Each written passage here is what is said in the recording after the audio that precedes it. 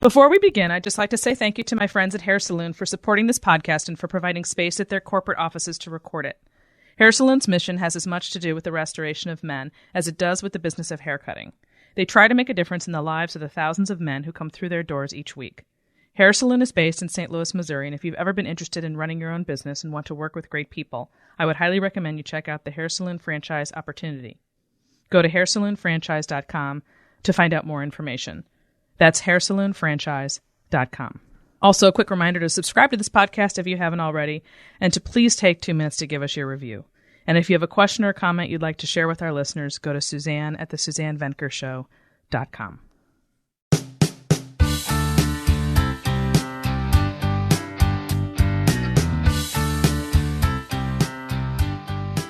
Welcome back to the Suzanne Venker Show, where men and women are equal in value, but wildly different by nature. When I was young and would say something to my mother about not being able to do what the other kids are doing, she would say to me, "Who wants to be like everyone else? How boring." It must have stuck with me because I've spent a lifetime thinking and behaving differently from most people I know. Or maybe it's just my personality. Either which way, as difficult as it can be to go against the grain, for me, it has paid off spectacularly. Today, Andre and I are going to talk about living according to what you want, as opposed to the life others want you to want. But before we get to that, I have a few announcements I wanted to say about the podcast. And then, let's see, this month I have pretty much 2 guests coming up. So I've been doing, as you know, I have Andre with me, and he is here, by the way. Hi, Andre, say hi. Good morning. I have Andre with me every week, and then I've been doing guests once a month. Last month was Rollo Tomasi, and this month I'm interviewing someone here locally in St. Louis, so she's going to be in-house, which is kind of fun, a psychologist. And then I'm going to have a special guest after that, my virtual assistant, Kelsey, who lives in Florida, and she will be in town as well. So I have 2 in-house guests coming up, which I'm very excited about. So be prepared for that.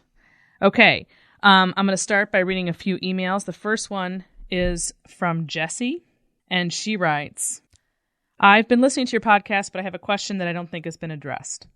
Let's say that as a woman, your husband of almost 20 years asks you about your past relationships. You tell all because, well, you're best friends.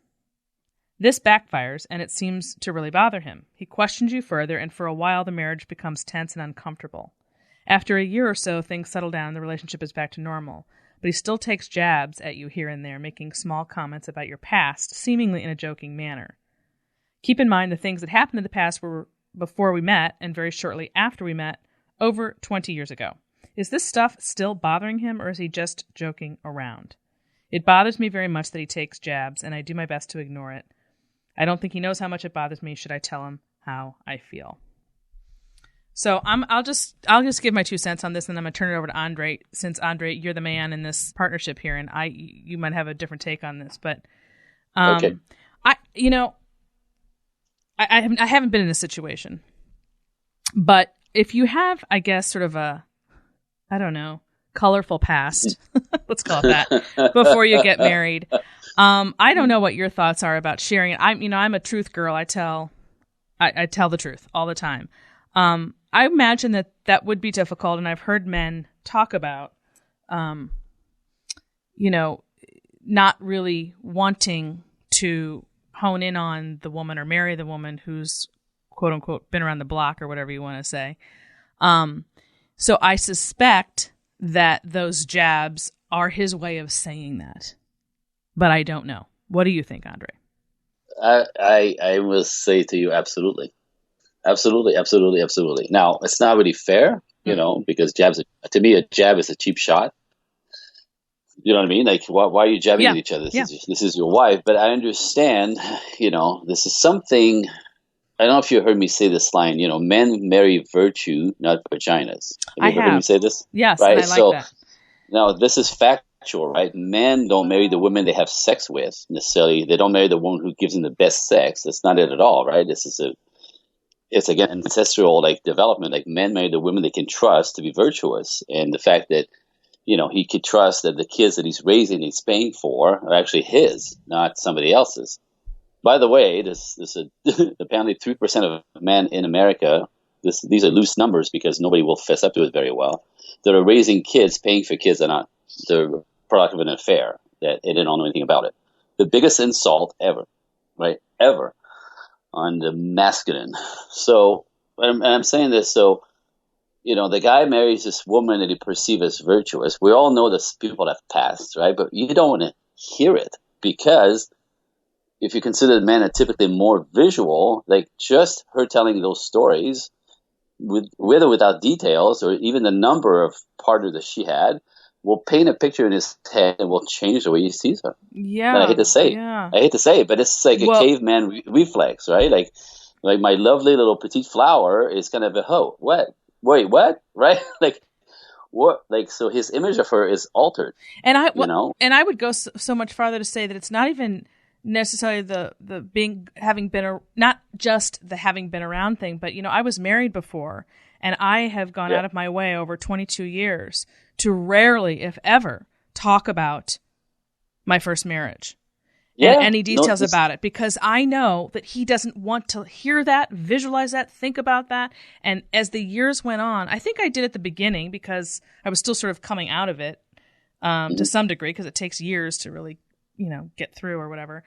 But as the years would go by and we would be deeper into our life, I felt like it was almost even more taboo as each year went by to ever even mention his name, because just mentioning it, I feel, makes him feel like I don't want to think about the fact that you were married to someone else. He doesn't say this, and I don't say it that way, but my point being that whether it's about sex or just, having been married to somebody else, I just think the whole concept is really awkward and not comfortable for them. Yeah, no, absolutely. Like as I'm telling you, it's a default system of virtuousness, and the idea that your petite flower is, as a past, but you don't want to hear it or picture it, right? To the fact that you were married to somebody else, well, you can imagine what you were doing with him for those many years, right?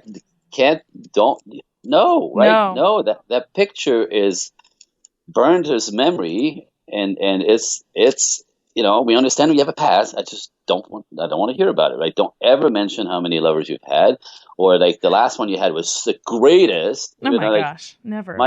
Women have done that. You know what I mean? Like in the not understanding that really you're making him see you differently. But don't you think this is interesting that she didn't? That it only came up 20 years into their marriage.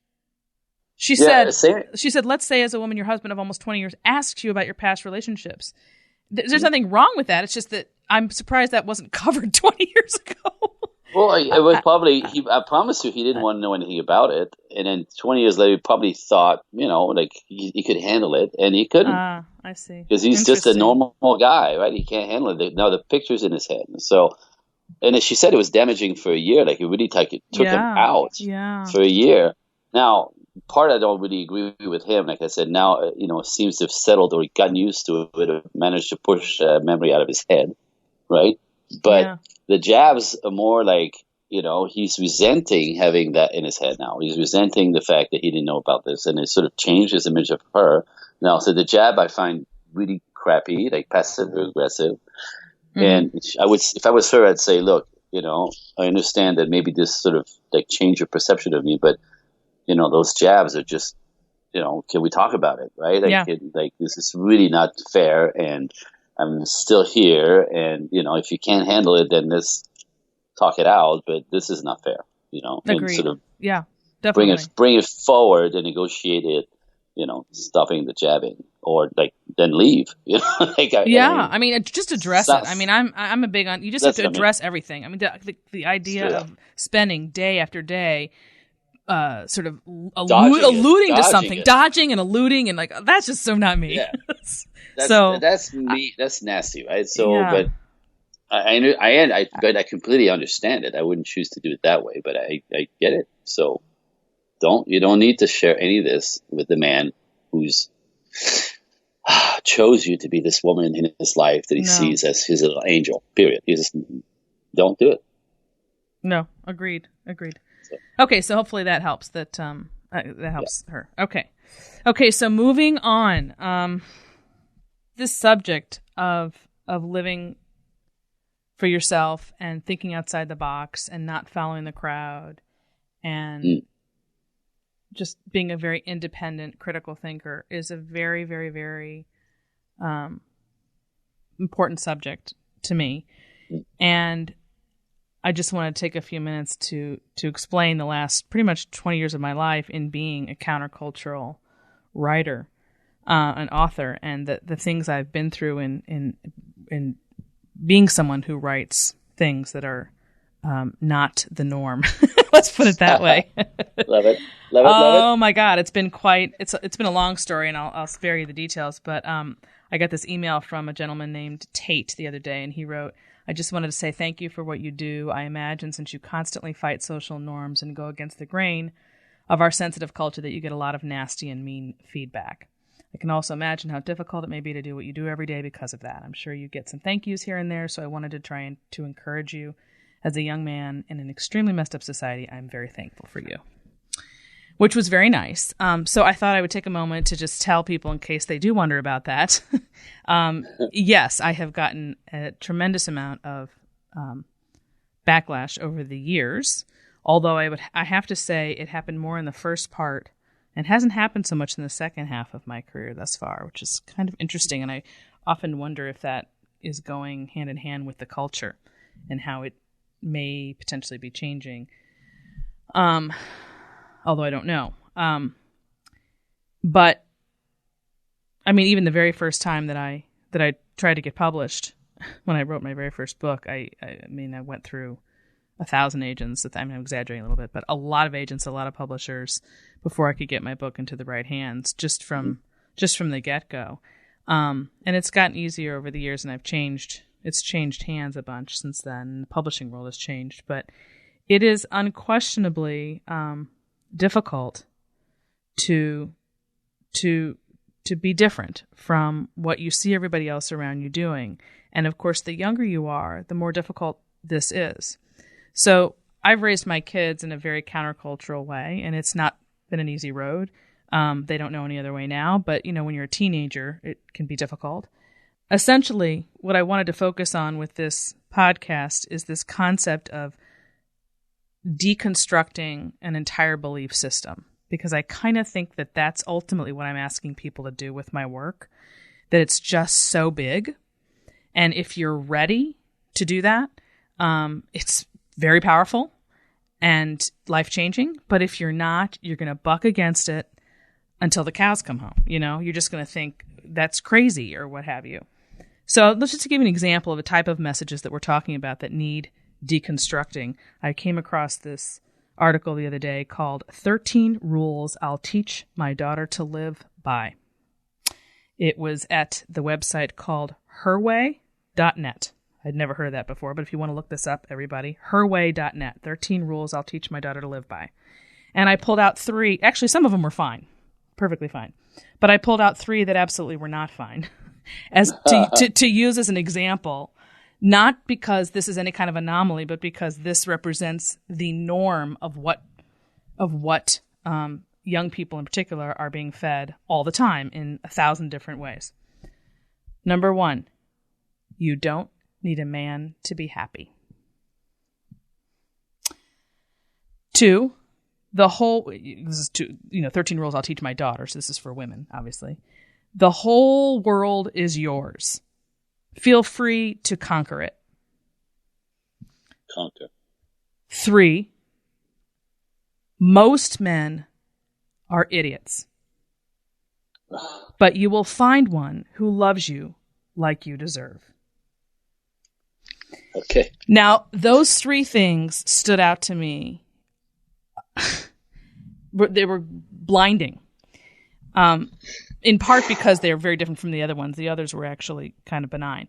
But the thought, I have a daughter, you have a daughter. Can you even imagine telling her any of these 3 things? You don't need a man to be happy. The whole world is yours. Go out and conquer it. Most men are idiots, but you'll find one. I'm sorry, I shouldn't even laugh. It's not funny. But you will find one who loves you like you deserve. There's that word. I can't stand that word, deserve. Yeah. Here's my rant now. Conquer, deserve. You don't need a man. This is the junk that has been fed particularly to women and girls, for the past 25, 30 years. And that is the exact message that I've been fighting against since I took to the computer for the first time over 20 years ago. So when you fight back against something, invariably you're going to take a lot of crap. There's just no way around it. But the advantage to doing so is that you do not fall down this trap, because that's ultimately what these messages are. They are going to steer you into a trap. And it's going to be many, many years before you wake up and realize that you've been fed all this stuff and you've made decisions based on what you heard.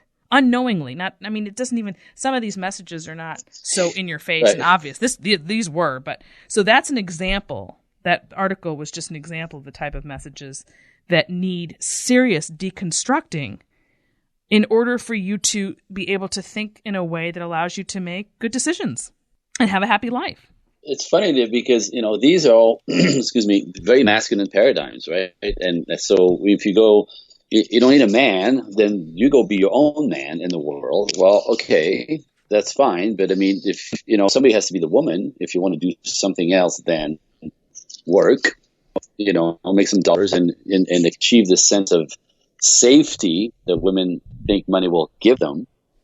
Do you know what I mean? Mm-hmm. So that's off. You know what I mean? Because we know we've done. I know for me with my clients, I've been doing this long enough that money doesn't make women happy. Ultimately, it gives them a sense of safety, which they appreciate and they like, and choices, but it doesn't make them ultimately happy. What makes women happy is the quality of the relationships in their lives, all the relationships in their lives. When they feel connected to the world, the environment, the community, if they have a husband and kids, which is another level up, this is where it's satisfying to the feminine.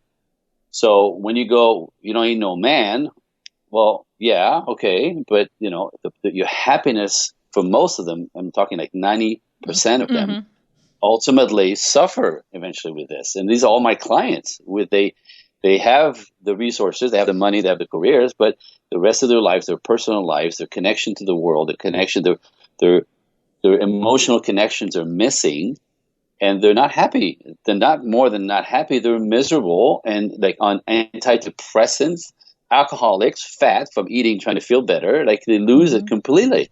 Not all of them, but like all of my clients' version of this. So this is not so this isn't going to make you happy ultimately. So like sound the alarm, right? This is why we're having this discussion. Sound the alarm. And the next one, the idea of conquering the world is yours to conquer. That's what men do. Now, you could do it as well, of course. But again, is it going to cost you long-term your happiness? Well, the interest, right? Long-term happiness, and also in the process of doing it, in other words, it's not just the end result, but while it's happening, what's the quality of your life like? Right. So I remember my conversation with Allison Armstrong, and she was talking about how essentially, and we've talked about this too, you and I, that working full-time year-round for women, the average woman, not all women, I feel like I always have to say that, but I really shouldn't have to because it's a given, right, is that it's taxing on them. It's taxing, particularly if they have children. And this is not necessarily true of men because of how different we are. So since you've brought that up, and I happen to have this other email here from another gal that explains this perfectly. And so I'll just use it as an example and read from it. My husband is kind, generous, and hardworking. He makes 2 times more than I do. I have 1 son under 1 year, and I work full-time from home. I find myself in a constant contradiction. I want him to work and provide for our family, but I'm angry. I circled that word, angry, because I'm still working full-time and taking care of our 8-month-old child. I find myself nagging, I circled that word too, about the dynamics. I feel overburdened. I circled that one too. So angry, nice. Nagging, overburdened. That's what it feels like for a woman when she works full-time and year-round, in particularly, and when she has kids as well. Those are not words that men would typically use to describe them in the same boat. What are some of the words that a man would describe, I would think? Not to say that all men wouldn't like more time wouldn't like more time off, or wouldn't like more time at home and to have more of a life. I mean, sure, they would. But they get something different from working full time because of that instinctive need to provide. So what a woman would be overburdened by, the man would be empowered by. Go ahead. Empowered. And then there's a huge, huge, huge amount of pride that comes from that. The pride to be the guy who goes outside, out in the world to kill it in order to take care of his family and his kid. Like, there's a huge amount of pride in this, right? Because it's not easy to do, right? No, but then you do it because you take that on. That's not only you committed to that. It's you're accountable for that, right? It's your job, but it's not like hating it. It's more like happy to do it and proud to do it at the end because he's making that all work. So that's a big difference for us. It's very satisfying, to kill yourself to make that work. Very satisfying. I'm going to tell you for myself, some of the best moments in life is when I come home after a 12-hour day at 7:00 at night in the summer. I pull up in my garage, and when I turn off the engine, I hear the kids and my wife playing in the pool. I did that, right? Like they get to have the comfortable life playing in the pool in Southern California while I'm working, and I'm happy about this. Like, I made that happen, right? Like, she picks them up at 3:00 and they've been in the pool probably like the rest of the afternoon. That's the difference, right? Like, it burns out women. It's overwhelming. It fries your brain. It fries your energy. It fries your spirit, by the way. Like, you get edgy and unhappy. Okay. Like, for man, it's the opposite. It's a shot in the arm. This is a little twist on it, but it's a personal example that I can give. Are you single and wondering if the person you're dating is right for you? Are you married but feeling lonely, disrespected, or misunderstood? Almost 100% of my coaching clients are struggling with the same dilemma. Their circumstances vary, but the underlying issue is the same. They're swimming against rather than with the biological tide. For these individuals and couples, there's a power struggle at play with their partner, and it can be difficult to remember a time when their relationship didn't feel hard. I understand this relationship dynamic. I had a front row seat to it growing up, and I didn't want it repeated in my own marriage. So I made it a priority to understand why men and women think and behave as they do and what it is they ultimately want. This understanding is crucial for any marriage or relationship to thrive. It's why the happiest couples are those who embrace male and female nature rather than fight against it. There's no reason for you to struggle so much. This is a fixable problem. If you're single and struggling in love, or if you're married but feel frustrated and alone, I can help. Just go to SuzanneVenker.com, that's SuzanneVenker, and click on the coaching button at the top. Once you sign up or send me an email, you will hear from me personally within 24 hours. Don't wait another minute to acquire the mindset you need to find love and to sustain it. It's so much easier than you think. Again, that's SuzanneVenker.com. So, I've been, 22 years I've been married this year, and my husband's always been the steady earner since day one. That paycheck comes in every 2 weeks, never a break, very, very, very, very steady. I have been home, or was home for the whole time, really, for the most part. And then everything I did was creative and done on the side, and I had no boss, and I did what I could when I could, and if I couldn't, I couldn't. And it's like the ultimate life, right? No kidding. I mean, no kidding. I could not tailor make a better life that I did not have that pressure, so that I could A, raise my kids, B, do my creative work, C, if I couldn't go to work, well, I didn't. He can't say that, right? So I've had a lot of, but the flip side of the creative piece is that I don't have that check every 2 weeks, which is fine, or it was fine for a really long time. Now that we're almost empty nesters, I'm feeling, a little bit more of a grind there, because I now have the opportunity to do that for the first time in many years. Right. But anyway, my point is, I can't say that my husband feels, and he's going to be in a couple of podcasts from now to talk, so maybe he can talk about this himself. But nice. He does not have the same satisfaction from his work that I do, and I have felt guilty is the wrong word. We use guilt way too freely these days. I didn't do anything wrong. However, I feel bad sometimes that I get this life on the back of him not necessarily loving what he does as much as I love what I do. And his response is always the same, which is goes back into what you were saying, which is why I brought it up, which is that what I do fuels him. Like if it weren't for him, I couldn't do it. And he feels so strongly about what I'm doing. He's on the same page exactly with everything that I'm doing, that he feels like he's doing it with me, and he's supporting it financially so that I can do it. That way. Yeah, he's supporting you that way so you can that do it. way. And he keeps saying that. And he's right. I mean, I know he's right. He said it. I believe him. It's just, it's hard sometimes because I want him to have the flexibility, I guess is what I'm trying to say, that I do, and he doesn't. But he swears it's okay because... It's okay. Yeah, it's okay. yeah. I'm telling you, there's a huge amount of pride in that for him, that he gets to be that guy to support his wife so he can be that girl. That's exactly what's happening. It's completely worth it. Let that go. That's what he says. Okay. Let that go. Okay. I promise you, this is exactly what's happening. He's so proud of you, and he's so proud of the fact that he's the reason why you could be this woman. Yes. Absolutely fantastic. That's what he would say. Fantastic. Yeah. Okay. Okay. Yep. I feel better now. Thank you. Good. I thought it was really a good how it example works. because Yeah, exactly how it works. Yeah. Exactly how it works. Okay, so I wrote down a few things that I thought could help people who are listening who think, God, I would love to be able to speak out against, to be more vocal about what I think when it's not the norm, when it's not popular, or to do things that are not popular, but I find myself really going along to get along kind of thing. So I came up with things that I've done and things that I've learned over the years that have helped me, do what I do. And the first one is to expose yourself to people who aren't Kool-Aid drinkers. Explain Kool-Aid drinkers. Yeah, so for people who don't know the word Kool-Aid drinkers, that means people who literally, how do I describe this in a way that isn't insulting? Because I don't know that I can.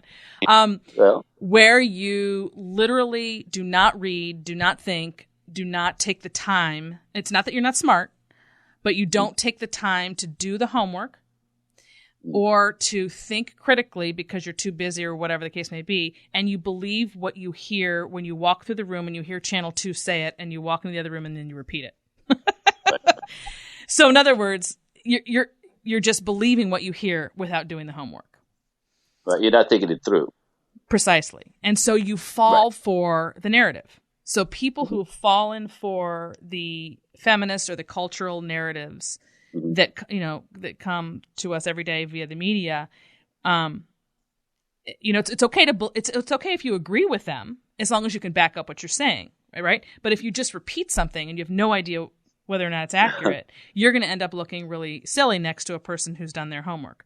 So, and to be fair, I think most people are Kool-Aid drinkers, honestly, because they are busy raising kids and their jobs, and they don't have time. And that's fine. It's fine as long as you recognize that, and then you don't make a statement as though it's fact, kind of thing. Okay, so if you expose yourself to people who, do think outside the box, and are critical thinkers, and who have a different take on things, something that you can learn from that isn't what you would hear in the media. That's how you're going to ultimately stretch your own muscles, I think, in thinking outside the box. And then another one is don't be afraid of information that challenges your thinking. And that's a big one for people because they hear it and they're kind of like, ooh, and they don't know. And this happens with me all the time, of course, because so many things that I say are so countercultural that if I say it, it's like nails on a chalkboard, like they've never heard that before. But then they stop almost every time and they're like, oh, yeah, that does make sense. I never thought of it that way. So it initially sounds odd because they're not used to hearing it. But then when they take a moment and absorb it, they don't really have a reason why that isn't true, why that wouldn't be true. It's really interesting. And you don't have to get on your soapbox like I do and, write articles and go speak about it. You can just do this quietly, but it will allow you to feel more authentic and make better decisions because you're not just following blindly, but you're thinking deeply. Right. That's the key. Right. Okay, and then a third thing, of course, which goes hand in hand with all this is read. I cannot emphasize that enough. Yes. I mean, there's no way I would be where I am today if I wasn't a voracious reader. I mean, half of everything I know is from hopefully from experience, but the other half is from reading, as opposed to watching TV or, picking up some headline in the paper and then just running with it. If you don't do the reading, you're not going to be fortified with the facts. Right. Oh, preach, there's a woman. lot here. Preach, I know, woman. preach. I mean it though. That's factual. I mean, if you could take it another step, if you want. I don't know if you have something else planned here, but Oprah Winfrey, who should have been a statistic, right? If you know her story, got to be Oprah Winfrey because she read. Mm-hmm. Like she was a fierce, devouring material. First, when she was young, it's just to get. I think her mom used to get mad at her because she was in. Sorry, I think her mom used to get mad at her because she didn't go outside to play because she was always had her head in a book, I think is what you said. Go ahead.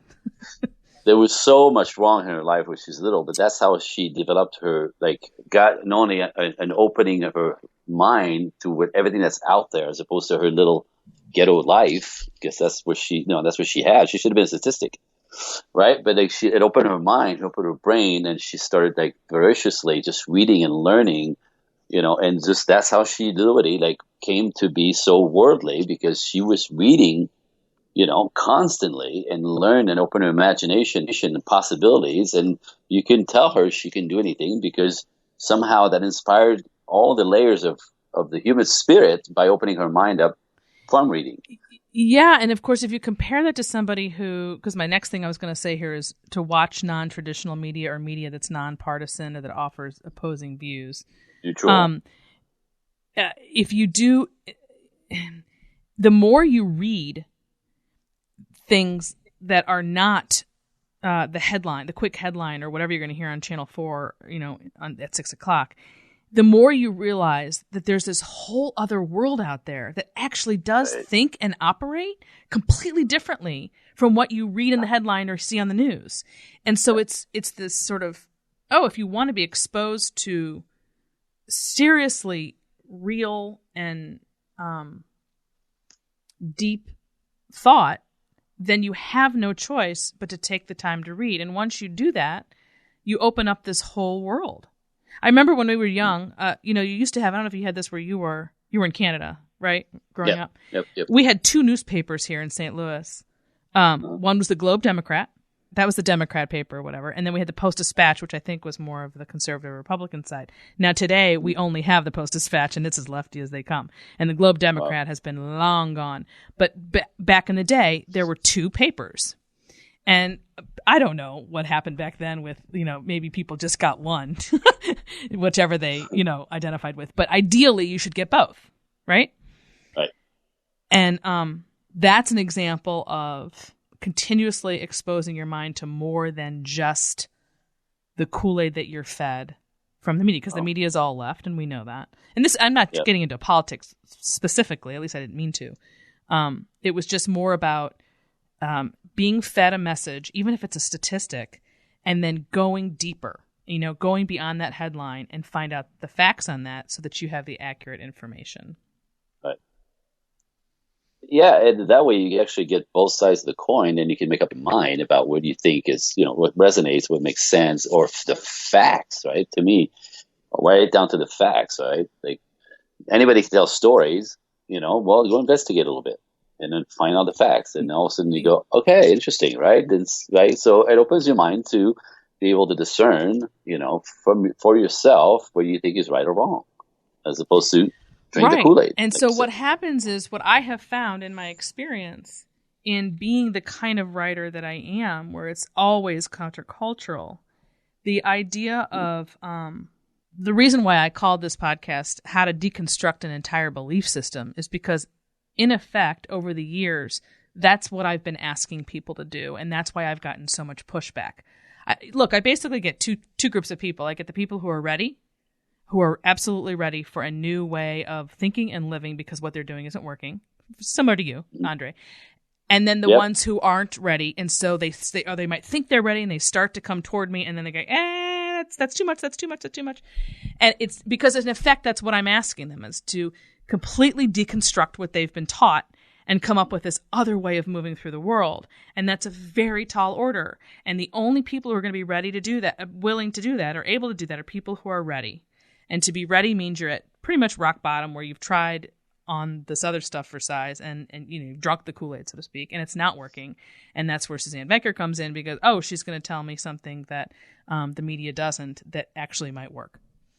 So this deconstructing of an entire belief system is no small thing, and it can be done, and it should be done if what you're doing isn't working. But it is definitely a tall order, although it's less so. And this is the last thing I wanted to suggest to people on my list here.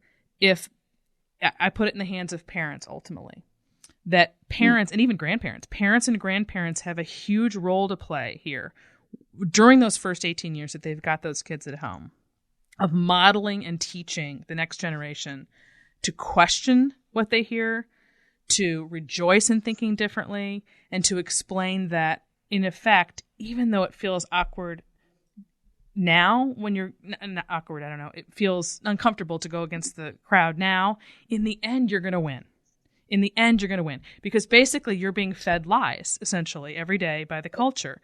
And so when your kids are old enough, and I'm not talking about 4 and 5 and 6 and 7 and 8 and all that, but I mean, once they're at least teens, when they're fed something from their teachers, from the media or whatever, it is your job to deconstruct that for them so that they can realize that they're being fed crap.